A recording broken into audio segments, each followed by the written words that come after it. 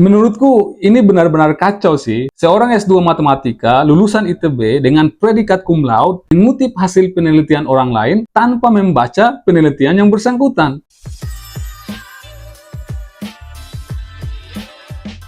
Oke, jadi beberapa minggu yang lalu saya dikirimi sebuah video dari akun Instagram Alif Towel.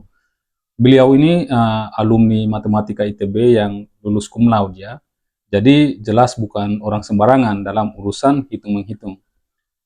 Beliau itu mencoba membuktikan secara matematis bahwa Ka'bah itu adalah pusat daratan bumi. Dan kita akan lihat betapa ngawurnya konten ini. Mari kita lihat dulu videonya. Lihat ada yang menanya pertanyaan menarik, apakah Ka'bah ini pusat daratan dunia? Yuk kita buktikan secara matematika. Pertama, hal yang harus dilakukan adalah ubah koordinat bola ini menjadi kartesius. Nah, caranya adalah kayak gini nih. Pertama, di sini X ini adalah R cos pi cos lambda, yang Y berarti R cos pi sin lambda, dan Z R sin pi. Nah, kemudian di sini kan kita udah tahu nih koordinat lintang dan bujurnya dari setiap benua di sini.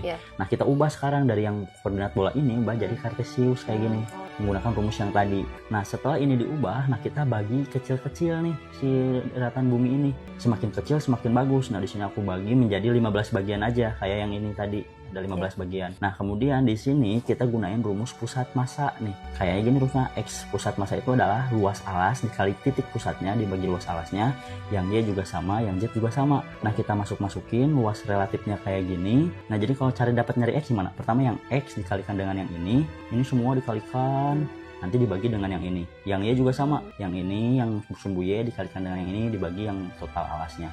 Nah, nanti kalau udah dibagi kayak gitu dapat nih kayak gini, X pusatnya kayak gini, Y pusatnya kayak gini, Z pusatnya kayak gini.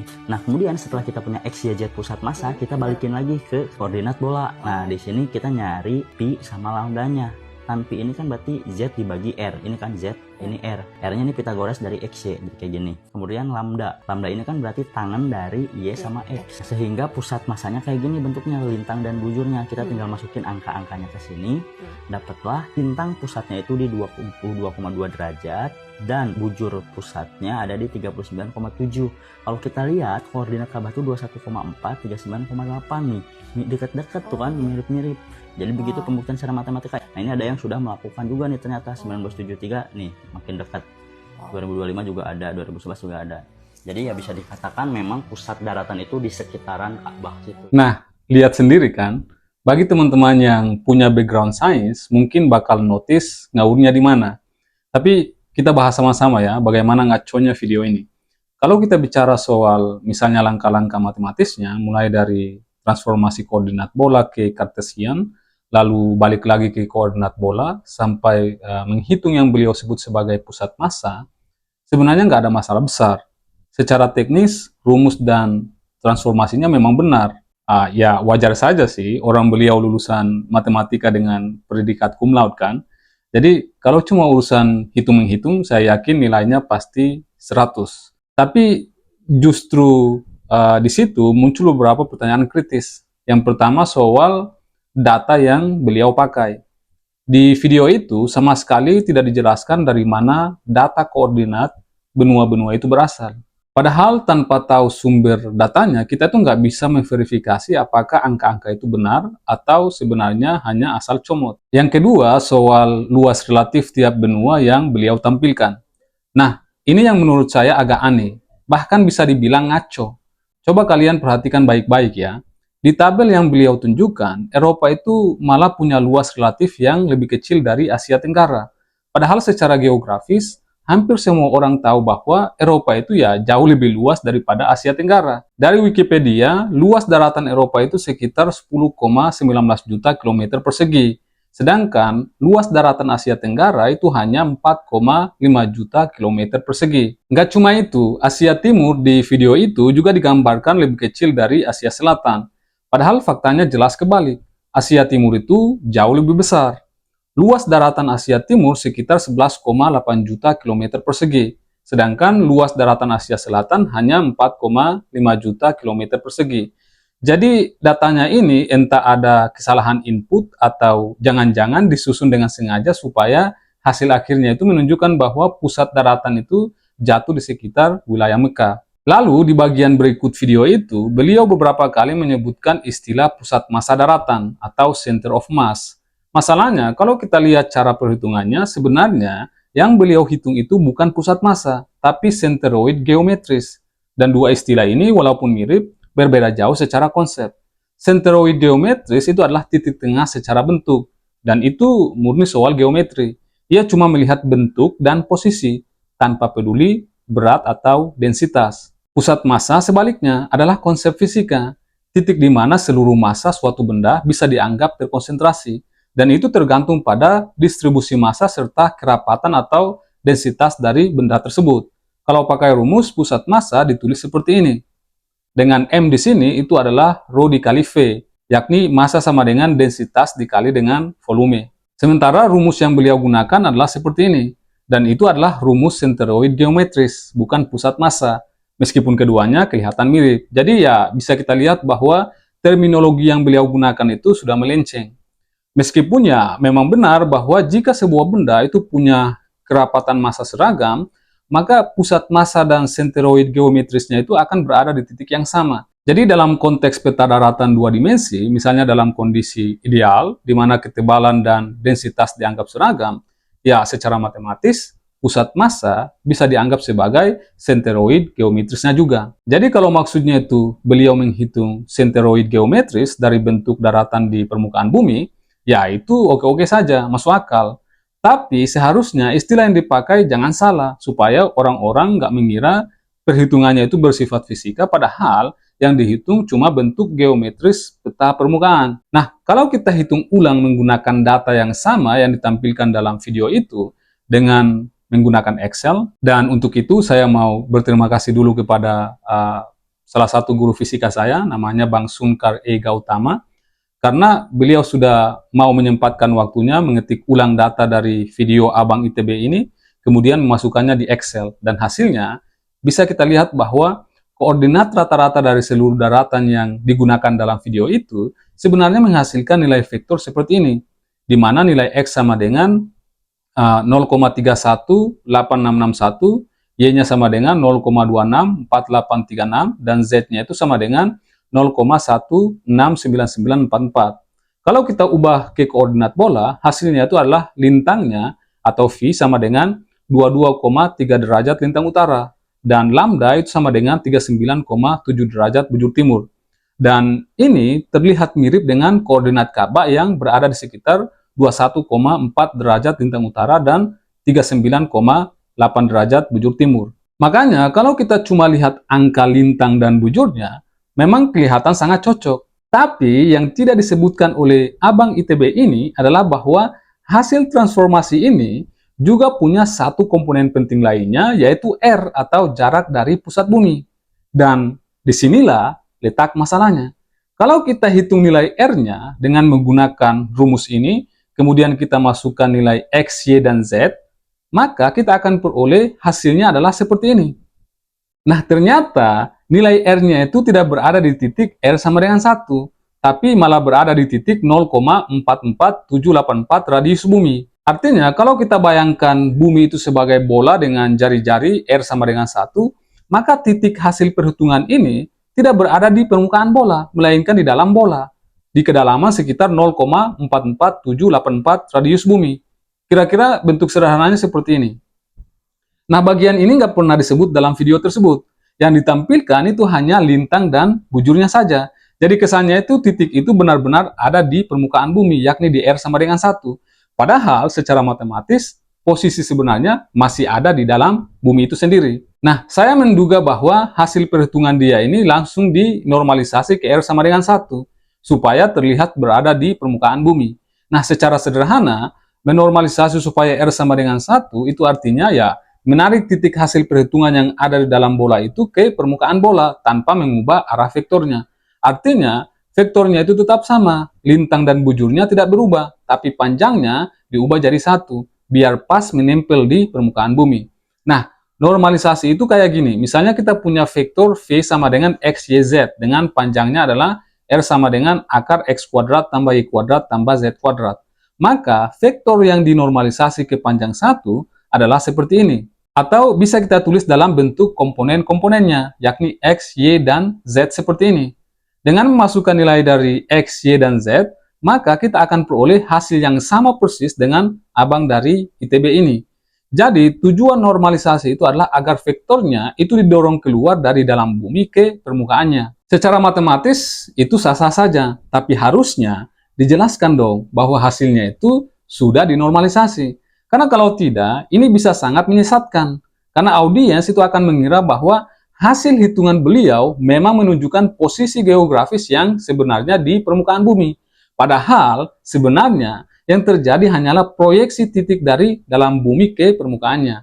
Bahkan, kalaupun kita anggap daratan itu cuma bidang dua dimensi yang menempel di permukaan bola bumi, pusat masanya itu tetap nggak mungkin berada di kulit bumi, karena permukaan bumi itu melengkung mengelilingi pusat bumi. Jadi secara geometri, titik tengahnya itu pasti jatuh di dalam perut bumi, bukan di permukaan bumi itu. Nah, di sini ada hal yang lebih menarik lagi. Kalau kita lihat data yang dipakai di tabel video itu, ternyata ada beberapa kejanggalan. Misalnya, wilayah Asia Utara yang didominasi oleh Siberia dan Afrika bagian selatan sama sekali tidak masuk ke dalam daftar tabelnya.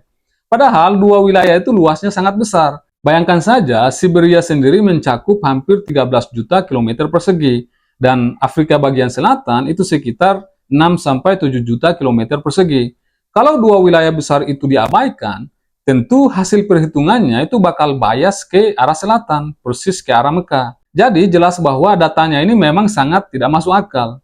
Selain itu, saya juga jadi bertanya-tanya, bagaimana cara beliau menentukan koordinat tiap benua yang luasnya berjuta-juta kilometer itu hanya dengan menggunakan satu titik koordinat saja.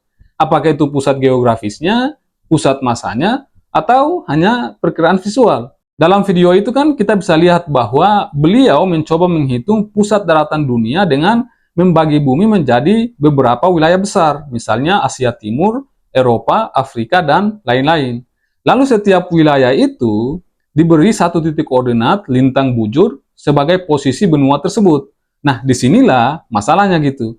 Benua itu kan luas sekali ya, ribuan kilometer bentangnya gitu. Bukan satu titik kecil seperti kota. Jadi kalau kita mau menghitung sesuatu seperti misalnya pusat massa atau senteroid geometris, yang nggak cukup hanya pakai satu titik koordinat untuk mewakili seluruh wilayah.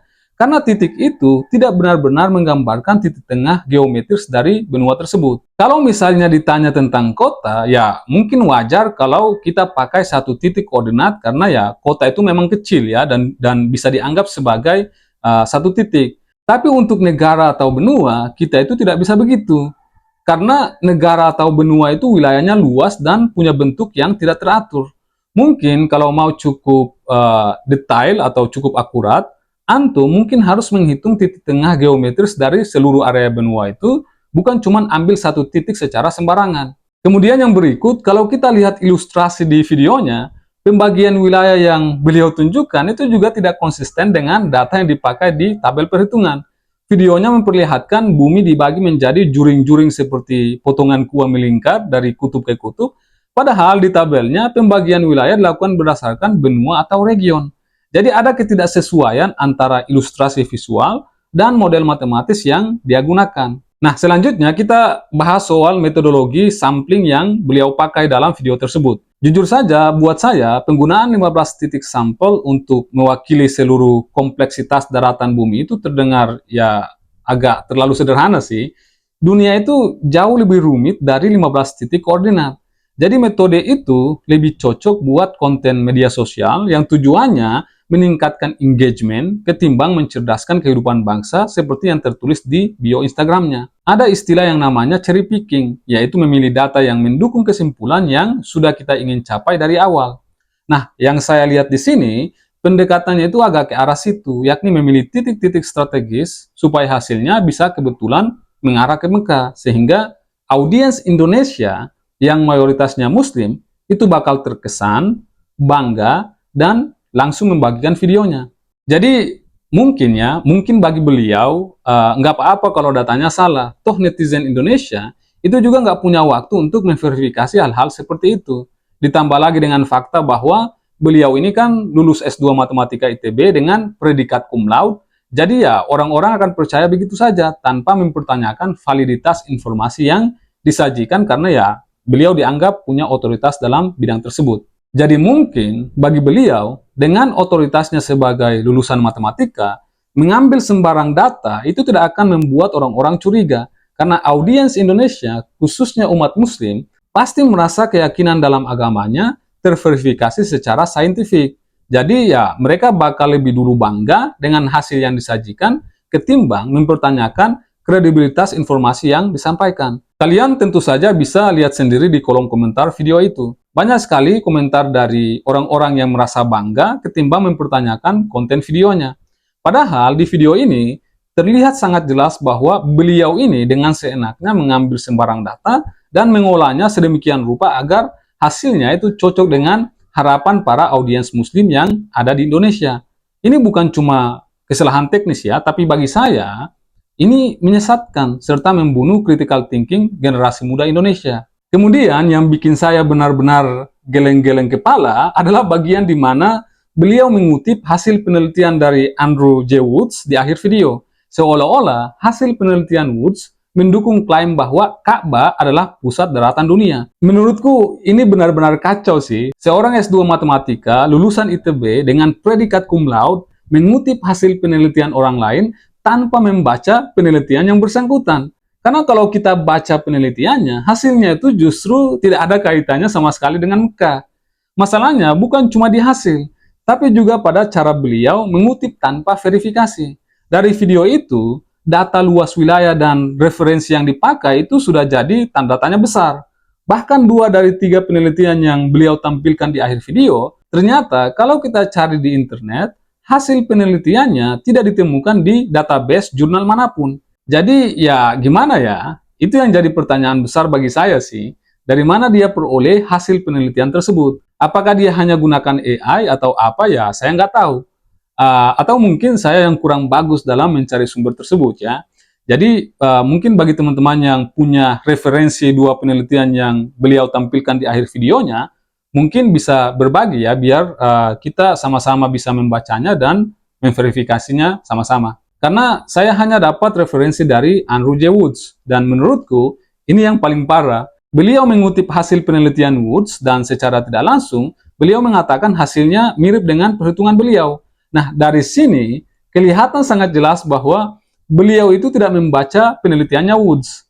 Saya berani bilang begitu karena kalau kita baca karya Woods, kita akan temukan bahwa isinya sama sekali tidak menyebut Mekah sebagai pusat daratan dunia. Kalau kalian pengen baca papernya, silakan lihat pada link yang ada di deskripsi video ini. Jadi gini, Andrew J. Woods adalah seorang fisikawan dari Gulf Energy and Environmental Sciences di San Diego yang pada tahun 1973 melakukan penelitian untuk menjawab satu pertanyaan ilmiah sederhana. Jika kita hanya memperhitungkan daratan di permukaan bumi, kira-kira di titik mana yang memiliki jarak rata-rata terpendek terhadap semua daratan lainnya. Jadi, Woods mendefinisikan pusat daratan dunia secara matematis sebagai titik di permukaan bumi yang memiliki jarak rata-rata terpendek terhadap seluruh titik di daratan lainnya. Dia membagi seluruh permukaan bumi menjadi grid 2 derajat kali 2 derajat. Jadi, jauh lebih detail dari 15 titik yang digunakan oleh Abang ITB tadi. Kemudian, dia menghitung jarak geodesi antara semua titik daratan dengan komputer. Setiap titik di bumi dihitung jaraknya ke seluruh daratan lain, lalu dirata-rata. Dan kembali lagi, seperti definisinya tadi adalah bahwa titik yang punya jarak rata-rata paling kecil, itu dianggap sebagai pusat daratan dunia. Hasil yang dia peroleh adalah bahwa koordinat pusat daratan dunia itu berada di sekitar 39 derajat lintang utara dan 34 derajat bujur timur, alias di dekat Ankara, Turki. Jadi bukan di Mekah, bukan juga di Yerusalem, tapi di Anatolia Tengah, yang memang letaknya di antara 3 benua besar, Asia, Eropa, dan Afrika. Menariknya, dari penelitian Woods, kalau permukaan laut dinaikkan atau misalnya diturunkan 70 meter, pusatnya itu hanya bergeser sedikit, tapi tetap di sekitar wilayah Anatolia dan Israel Utara. Jarak rata-rata ke semua daratan dari titik itu sekitar 4.597 mil atau sekitar 7.400 km. Hanya selisih sekitar 15-20 mil dari Yerusalem dan Ararat. Jadi hampir sama secara praktis. Nah, kalau kita bandingkan dengan pendekatan video Abang ITB ini, jelas perbedaannya sangat besar. Woods menggunakan data resolusi tinggi, metode yang transparan, dan datanya bisa diverifikasi oleh siapapun. Sementara video dari Abang ITB ini menggunakan 15 titik, data yang tidak lengkap, tidak masuk akal, tidak bisa diverifikasi, dan hasilnya itu dinormalisasi agar sesuai dengan narasi bahwa pusat daratan dunia ada di sekitar Mekah. Jadi kalau mau jujur, hasil perhitungan beliau secara matematis memang tidak ada yang salah. Tapi karena data yang dia gunakan itu tidak masuk akal, jadi kesimpulan dari perhitungan dia memang tidak bisa dijadikan bukti kuat bahwa Ka'bah adalah pusat daratan dunia. Apalagi kalau titik Siberia dan Afrika Selatan diabaikan begitu saja. Ditambah lagi dengan fakta bahwa beliau mengutip hasil penelitian Woods untuk mendukung klaimnya, ternyata hasil penelitian Woods malah bertentangan dengan perhitungan dia sendiri. Ini menunjukkan bahwa beliau hanya asal kutip tanpa mengetahui isi penelitian Woods itu seperti apa. Kemudian yang terakhir, dan ini yang paling penting, orang-orang yang sering memperdebatkan pusat daratan dunia itu sebenarnya melupakan satu fakta sederhana yang pada akhirnya meruntuhkan atau menghancurkan semua klaim mengenai pusat daratan itu sendiri. Mereka mengabaikan realitas fundamental geologi bahwa benua-benua itu sebenarnya bergerak. Klaim bahwa Ka'bah adalah pusat daratan dunia mengasumsikan bahwa posisi daratan di permukaan bumi itu bersifat tetap dan stabil secara geometri, seolah-olah bumi adalah bola padat yang diam. Namun, ini bertentangan langsung dengan teori lempeng tektonik yang telah menjadi landasan bagi geologi modern.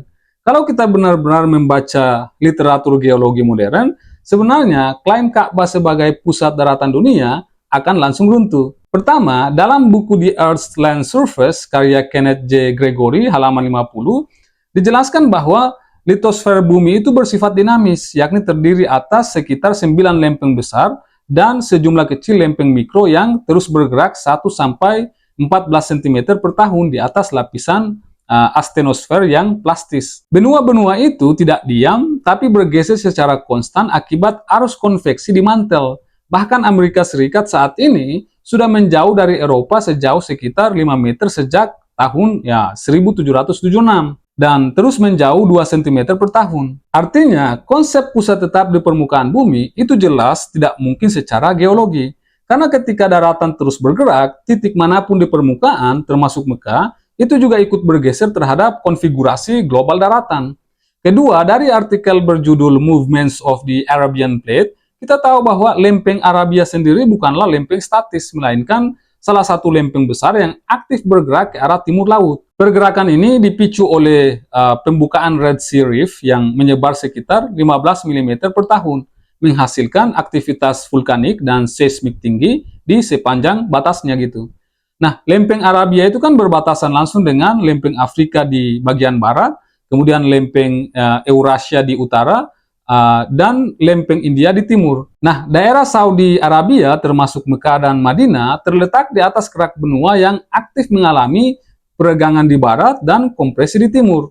Dengan kata lain, wilayah ini bagian dari sistem tektonik aktif, bukan posisi tetap atau pusat stabil secara geofisika. Ketiga, hal ini diperkuat lagi oleh penelitian ini yang menyatakan bahwa berdasarkan data GPS selama 5 tahun dari seluruh semenanjung Arabia, mereka menemukan bahwa lempeng Arabia itu bergerak ke arah timur laut terhadap lempeng Afrika dengan kecepatan sekitar 0,37 derajat per 1 juta tahun atau setara dengan 2-3 cm per tahun. Jadi secara matematis dalam 1000 tahun saja, posisi daratan Arabia itu sudah bergeser 20-30 meter dari lokasi sekarang. Dalam skala geologi jutaan tahun, pergeserannya itu mencapai ratusan kilometer. Artinya apa? Pusat daratan sejak zaman Nabi Ibrahim ribuan tahun yang lalu sudah bergeser jauh beberapa meter dari posisi saat ini. Dengan kondisi seperti ini, konsep pusat daratan itu tidak bermakna sama sekali secara ilmiah.